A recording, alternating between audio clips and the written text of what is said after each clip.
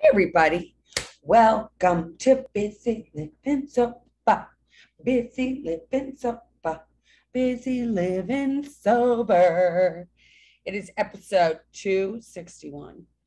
261, and today is actually August 23rd. Time's flying by, isn't it? It's crazy, crazy, crazy, crazy times that we live in. And here we are at episode 261. And my topic is going to be peace, tranquility, and promises coming true. It's really interesting. I woke up on my 15th year anniversary, which was on the 14th. For those of you that listen to 14, I 15 years on the 14th. Confusing but true. So I had 15 years on the 14th, and I woke up that morning and I said to JF, "Oh my gosh, this is the first time I've had an anniversary where I'm not like, oh my God, there's not a huge party. I don't have all these people in town. I'm just with him and my kids." And it was so peaceful. And there was no drama, and there was no party, and there was no drama around me. It was just very quiet and peaceful. And I never ever thought that's what I wanted in my life was quiet, peace, serenity. I never thought I wanted that. I wanted drama. I was like the drama girl. I drama, drama, drama, drama, drama. So not having drama on my anniversary was the biggest deal. And I said to Jeff, I'm like, "What do you think this is?" And he's like, "This is the promises coming true." And I'm like, "Oh my gosh!" So there's these promises that you get when you're sober, and there are these amazing things that tend to happen to your life, and you get peace, and you get serene, and you get to be able to do whatever you want to do, and you don't feel squirrely in your own skin. And I don't think it matters how much time you have when you have this feeling. I think it's just, for some people it happens quickly, for some people it happens slowly. For me, I'm just recognizing it now that I am able to turn my will and my life over to this higher power. And a lot of people are like, "What is this higher power?" And my higher power is different than your higher power. And the reality is, it doesn't matter what it is for me. It just matters what it is for you, and that you have one, and that you make it important in your life. Because if you do, then you get this life that's beyond your wildest dreams, right? At least for me, I do. It's been a kind of a crazy little couple of days. I dropped Henry off, my youngest, at Georgia Tech. He is now a rising, I guess he's a junior again. I don't know. He graduated in 3 years from with a physics degree, and now he's doing engineering. I don't know how I have a son that's like this, but I do. It's crazy because he also is crazy wild, but he's really smart. It's kind of nice. I don't like to brag about my kids, but this one just for some reason is incredibly does well in school, and he loves to learn. And I went and I dropped him off, and the craziest thing is I dropped him off freshman year, and that was emotional. And now I dropped him off again, and that was emotional again. It felt like I pulled the band-aid off twice. He's leaving. Oh my God, it hurts. It takes a piece out of your heart every time they go away, these darn kids. And he left. But I had peace and serenity. I was like, I haven't been freaking out to make sure he's okay. I haven't been freaking out about pretty much anything. It's so weird. I don't freak out. I haven't been freaking out. I haven't been second guessing myself. Did I make the right choice? Did I do the right thing? I'm just taking it one day at a time. Isn't that crazy? It's taken me how many years to take it one day at a time? Many, many, many years to be able to take it one day at a time. It's a total process. It's this other process. So then we ended up dropping him off, and we got when we're on a road trip right now. Hence, I look like I'm in a dark room with a thing against the wall. So I'm in a hotel room in actually Nashville, and I'd never been to Nashville, and I wanted to come.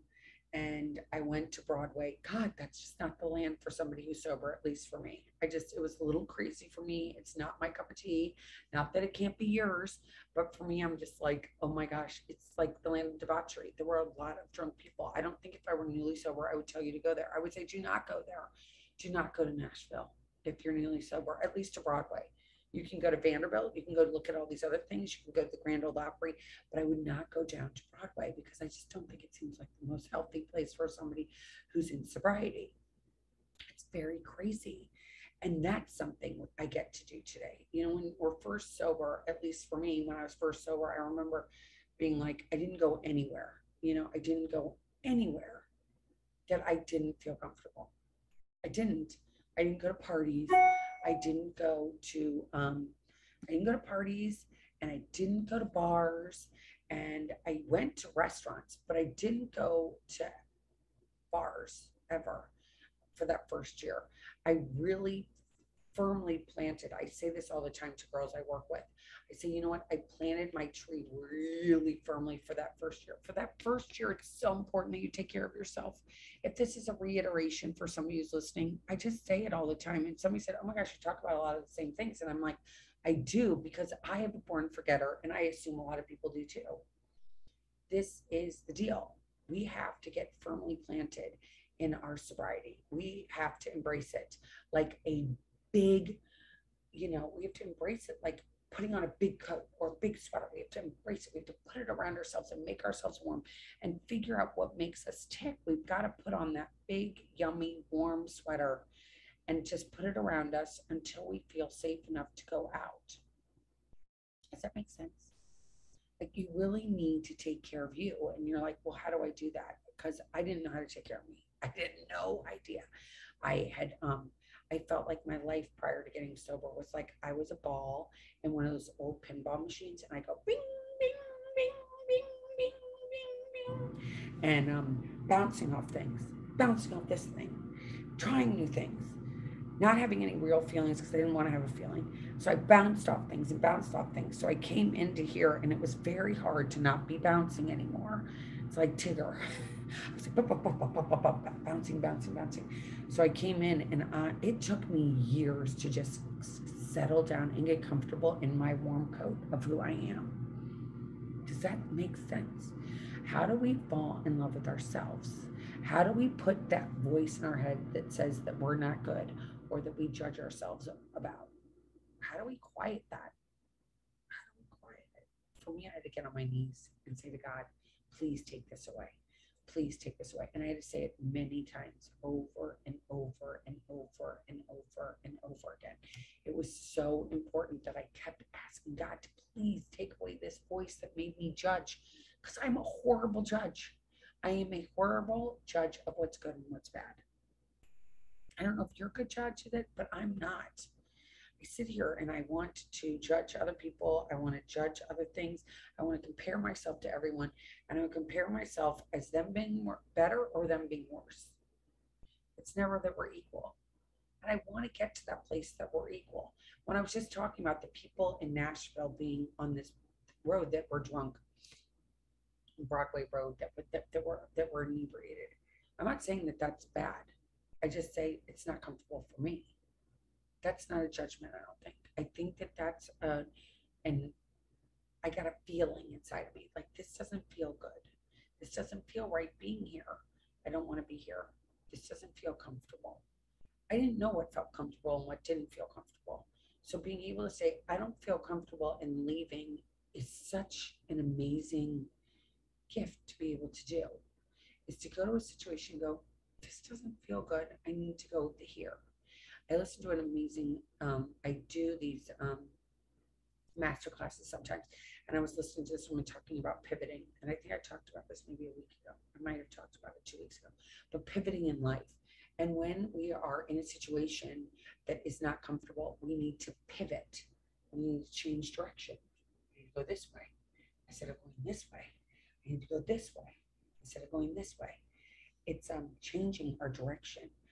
And none of us know, at least I didn't know when I was drinking what direction I was supposed to go in. I kind of went where everybody else went. And I jumped around like Tigger and bounced around like a pinball and did things that sometimes weren't comfortable, but I didn't know how to say, I don't want to be here. I just stayed there. I had no voice. I had no true sense of self where I could make that decision to say, this doesn't feel right. I'm not going to do this. Getting to that place of embracing life and going, this is what it is. I'm going to be comfy in my own skin and I'm going to continue to be comfy, even though sometimes it feels uncomfortable. this whole thing of learning how to live in our skin is uncomfortable because people tell us not to be selfish, and we tend to be selfish sometimes. Sorry, the air conditioning is going out because it's so hot here. But anyway, not to digress. But getting to this place that we're going to take care of ourselves is not something I feel like we learn to do as human beings, especially in America, unless we're on a plane. When we're on a plane, they say, put the oxygen on yourself first, and then help your child or somebody else. But first, you have to take care of you. And I don't think we learn that in school. Like, we're supposed to take care of ourselves. How do we take care of ourselves? How do we take care of our feelings? How do we take care of the thoughts that bounce around in our heads? How do we do that? For one, I think we have to be able to breathe with ourselves. Breathe. Breathe. Breathe. Breathing is something we don't do. We don't learn how to breathe, but I know I just talked about this recently, is breathing. They even have these things you can buy, and your Apple Watch or phone will tell you to breathe. I think we need to know that intuitively ourselves. We need to breathe. And life is not so scary if we live it a minute at a time. And you might say, I can't live my life a minute at a time. I've got to make plans. I've got to go to work. I've got to do my kids. I've got stuff to do. I have to have plans. I can't live like this one day at a time. And I think that learning how to live one day at a time is like planning just one day. And if things don't work out the way you wanted them to do, it doesn't mean the world's going to spin off the axis. It means you pivot. It just means you turn a little bit. It doesn't mean it's the end of the world. You just have to turn. Does that make sense? And I don't mean turn a whole 180 degrees. I mean, maybe even turn just 10 degrees or 5 degrees and just say, oh, I just have to roll with this. They also say this thing, I've talked about Rule 62, don't take yourself so personally, and wearing life like a loose garment. So when you get out of the pool or you get off the beach and you put on a big flowy dress, or if you're a guy, you just put on a towel, right? You just put a towel around your waist, just like free, everything's free. And when you put on a dress after you've been in the shower, you just put on a really flowy dress and you're like, this is freedom. Or you just put on a towel. You're like, this is just freedom. I'm free. I feel comfortable. We want life to feel like that, comfortable. And we get that. We learn that by taking these steps. I mean, for me, I learned in a 12-step meeting in AA, which I could never believe I even went to, and that I still go to. I can't believe it. I still go this, as much as I can in the mornings. But it taught me how to learn these skills. It taught me these skills, and I've had to practice them and practice them and practice them and practice them. I think that if I were a cello player, or I wanted to be a really good golfer, or if I wanted to really play tennis, I'd have to practice, right? People tell me that all the time. I like to play golf, but I don't want to practice. I do not want to go out there and hit 250 balls and be like, oh, I'm going to go do this, and then I'm going to be a really good golfer. I'm not going to do it. I'm not going to go to practice and learn how to play tennis. I'm just not. It doesn't interest me that much. But working on myself so that I grow, I do like doing that because it makes me a better mom, a better wife, a better friend. It just does. It makes me like myself so much better. It makes me be able to help the people that listen to Busy Living Sober better.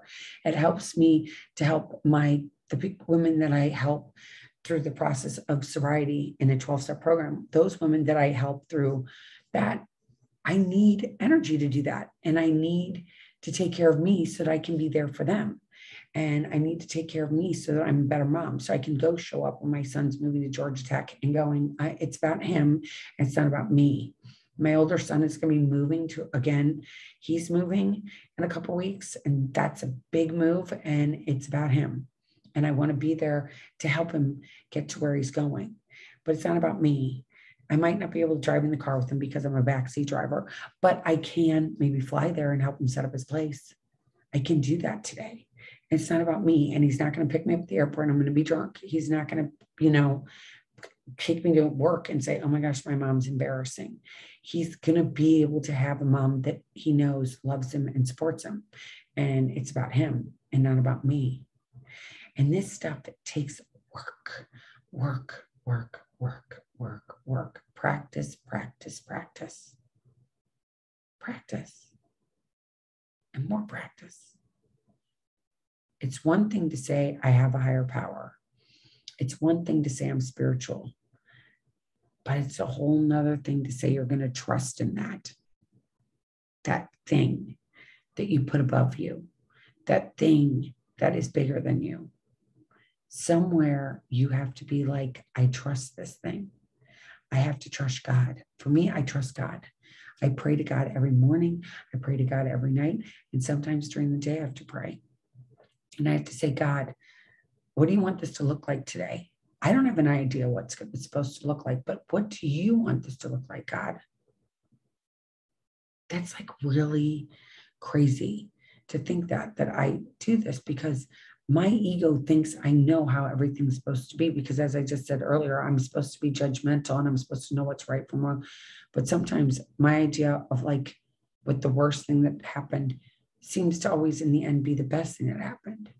Like realizing I was an alcoholic, I thought was like the worst thing in the world. It's like nothing you would want. I mean, for years, that's the last thing I wanted to admit. I'm an alcoholic. I'm an alcoholic. That sounded so gross. It sounded so demoralizing. It sounded so yucky. It sounded so vagrant. It just sounded gross. I did not want to be an alcoholic. I think about that still. I did not want to be an alcoholic. I did not want, even though I was one. I mean, I didn't know where I went. I could not only have one. I had numerous. And I had that.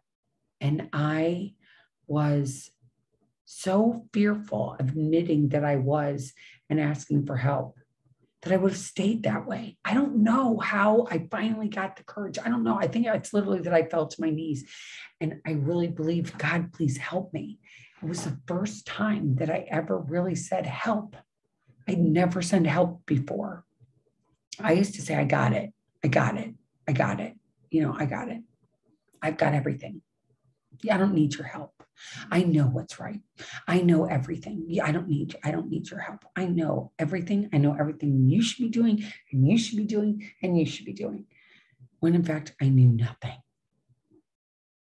But I sure tried to fake it, that I had it all. But the reality was I was a little scared girl inside. And I thought that it meant that I was weak and I was a loser if I asked for help. I'm like, I got this. I decided to get divorced. I have these 3 kids. I have this house, these cars, all this stuff. I got this. I got this. I can do this. I got this. When inside, I'm like this little girl going, oh my God, what is going on? This is so scary. Get me another drink. I gotta have a drink because I can't do this. I was like on stage. I was like, I got this. I got this. And it was all just big fat lies. I didn't have anything. I was scared. So, and I kind of think, if I were to give you an example of how scared I was, I think that I look at people that drive around in their car with a mask on. And if you do, that's great, but you must be so scared if you're in your own car by yourself with a mask on in your own car. That's got to be scary, that you're so scared of this thing you can't see and you can't touch and you can't feel. But we don't trust anything outside of us anymore. We focus so much on materialism this day and age and what's going on these stupid phones and then social media that we don't even worry about what's going on. Like we haven't taken care of ourselves and realized that there's something out there bigger than us. There's something bigger than us. I don't know what it is. For me, it's God. I call it God. And I don't know what that God looks like, but I just trust in him or her. Or it, and I trust in it and I pray to it and it makes my life better. My husband says all the time, somebody said to him, to JF when he was getting sober, it was somebody that helped him along the way, a fellow traveler, we'll call him. And this guy had said to him in the very beginning, because my husband was not raised with any religion whatsoever. So when he was getting sober, this guy said to him, do you pray? And he said, no. And the guy said, do you think it would hurt you? And JF said, I don't think so. And he said, then why don't you do it? So JF did it. And he continues to do it. And I continue to do it. And it can't hurt me. And it can't hurt you even if it's to pray to a dead relative, if it's to pray to a butterfly, if it's to pray to the sunrise or the sun, or to pray to the moon, but to something bigger than you that will give you a sign that it's there. Like it's okay, I'm going to pray that the sun's going to be up in the morning. I think pretty much you're going to wake up tomorrow and the sun will be there. You can pray for that. If you need something that concrete, we're getting to this place that you're not scared all the time, because right now it's scary. And we're scared of things we can't see, we can't touch. We're the people not liking each other, people liking each other, people saying that it's good that you wear a mask, it's not good that you wear a mask. Da, da, da, da, da. It's constant, complete noise. Like just like this air conditioning just went on again. It's noise. It feeds the fear we have in our heads. So either we're going to feed that fear or we're going to feed the faith. What are we going to do? Are we going to feed the faith or are we going to feed the fear? I want to feed the faith. And you might be like, what does that mean, feed the faith? Well, I want to go and assume that everything's going to work out just for today. If I don't pick up a drink today, everything's going to be okay today. Maybe if I get a feeling that I'm going to drink, maybe I'll do it tomorrow, but I'm not going to do it today. I don't want to do it today. Not today. Not today. Not this hour. Not this minute. Not this hour. Not this day. Maybe tomorrow. And then the next day you do the same exact thing. And you start to have these feelings. Now, if you're a daily drinker, call your doctor. You cannot do this by yourself. You need to call a doctor. You need to go see a doctor. You cannot quit drinking by yourself if you're a daily drinker without talking to your doctor. You need to call your doctor. I can tell you that much right now. Call your doctor. If you call your doctor and get their advice and see what they have to say, then you have a better chance than not to being able to be on the road to recovery. But that's your first step, is asking for help.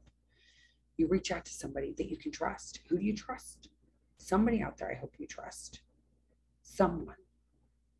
I don't care if it's a stranger. Walk up to a stranger. You can email me. Always email me at Bizzy, Bizzy, at BizzyLivingSober.com. People write to me all the time, and I promise you I write back every time. We're in a crazy time. You know, I ran into an ex-relative when I was in Atlanta. And he had been sober for a long time. And he picked up a drink. And he's sitting there in this lobby on Saturday morning trying to convince me that it's okay that he drank. And he drinks now. He thinks he can drink now. He looks terrible, terrible. And he told me that on Saturday night he sat at home by himself drinking and doing a puzzle. Is that sad? All by himself, just drinking by himself. And the reality is, I don't know if it's sad, because I used to do stuff like that. I didn't do a puzzle, but I would drink and I'd make stuff up in my head. I'd dance in my kitchen. I'd fall down. I can't, thank God there were no cell phones then. Life drinking is so sad. It's putting up poison. At least if you drink alcoholically like I did, it's just a bad way to go. It's just a bad way to go through life. At least I think so. Because if you felt like I did when you drank, it was like I was always hoping that I wasn't where I was. I always wanted to wish away time. And now all I want to do is bring time back. I dropped my kids off at college and I'm like, oh my God, I can't believe they're gone already. I wished that away when they were little. I wanted them to grow up. How many of you realize that? We wish the time speeds up, and then at the end, all we wanted to do is slow down. Can you relate to that? It's like, I got sober. I don't regret the past. I don't regret it. I don't regret what it took for me to get to where I am. I don't regret it, because I don't know if I didn't have that life, if I'd had the life I have now. I don't know that I'd be comfortable in my skin. It's an easier way of life, of being in a place where you're just like this, and you're no longer, and I'm doing this on a YouTube video as well.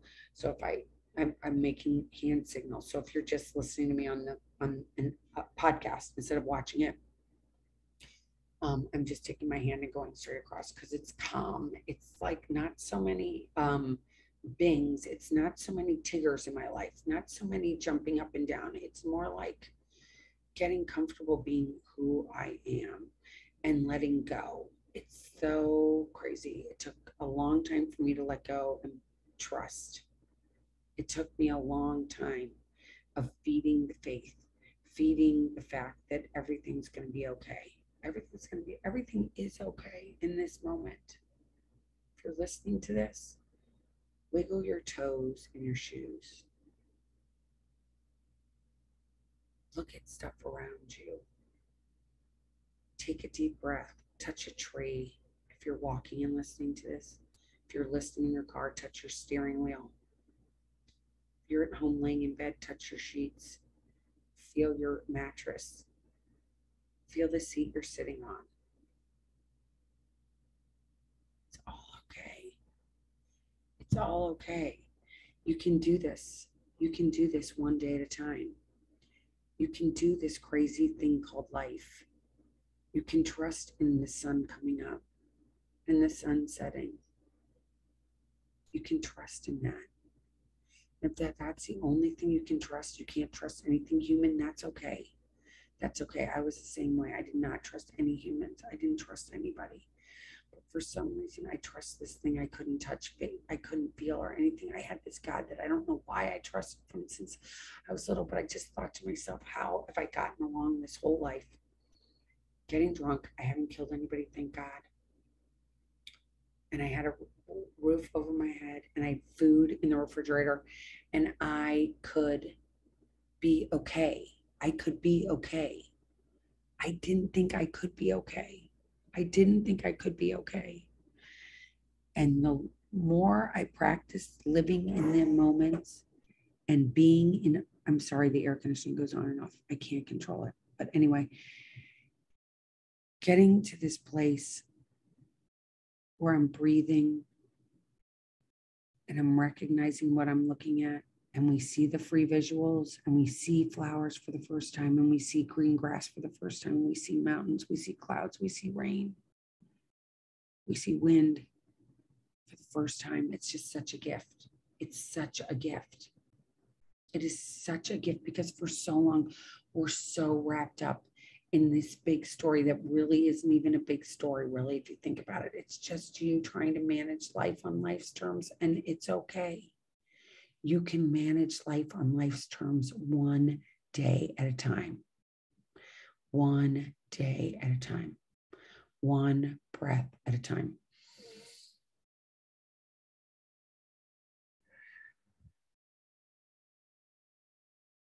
It's all okay. It's all okay.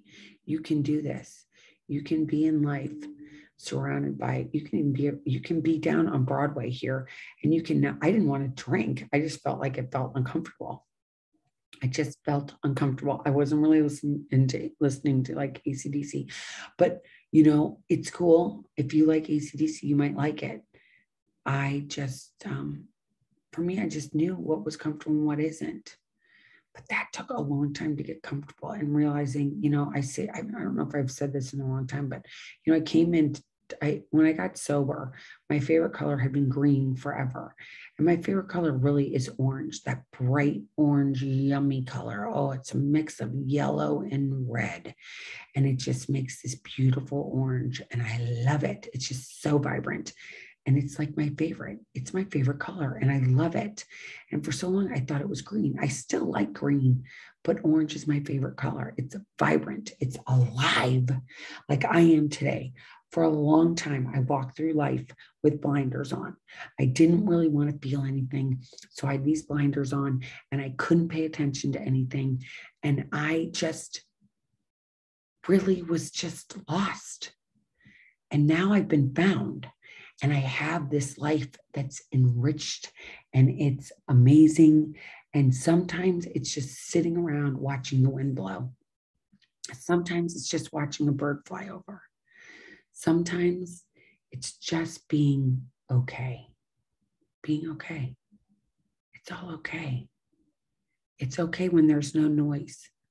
If there's no noise, it feels uncomfortable when the noise stops. When there's no drama, it feels uncomfortable. But it's totally okay. Everything's better than okay because you don't have this crazy stuff going on in between these ears in this head that doesn't make sense. So breathe take it easy. This too shall pass. But practice these things. Practice, practice, practice, practice, practice, practice, practice. I practice this stuff. I say this stuff over and over to everybody because maybe it helps me. I think it does. It helps me stay sober by doing this once a week, coming on here and telling you how I'm getting busy living sober in today.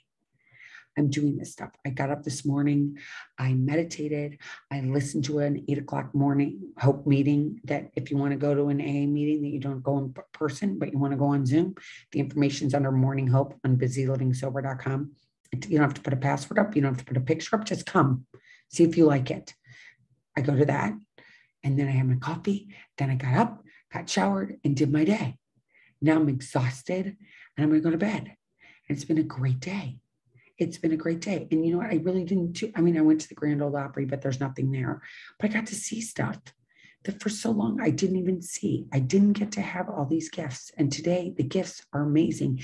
And some of it is just driving around with my husband in the car and just looking out the window going, wow, look at that. Wow, look at that. Wow, look at that. Wow, look at that. It's awesome. And it doesn't have to be some big thing all the time. It's okay for it to be little things because the little memories add up to these big memories that give us this life that is just amazing. Amazing to be alive and to know that something out there is watching over you. For me, it's God. He's watching over me. I've got this life that he's just blessed me with. And I feel so honored and blessed to have you guys as listeners and followers.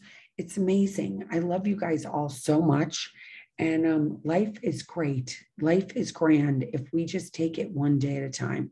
And I do want to say one thing. I had these guys on last week and they were selling this drink and I hope you liked it. I don't think I'm going to do things about selling things anymore. I just don't know. I don't know if that's what I want Busy Living Sober to be about, is selling things. I just think it's about sharing what my life is like and how I'm doing this life sober.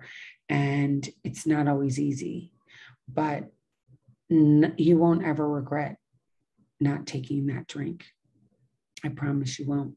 And if you feel alone, please email me at Bizzy, Bizzy, at BizzyLivingSober.com. Or you can email me at Elizabeth@ElizabethChance.com.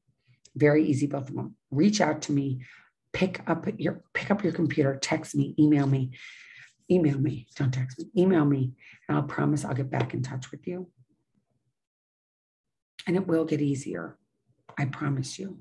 I promise you. Find out what you like, what you really like. Not what everybody else likes, but what you like.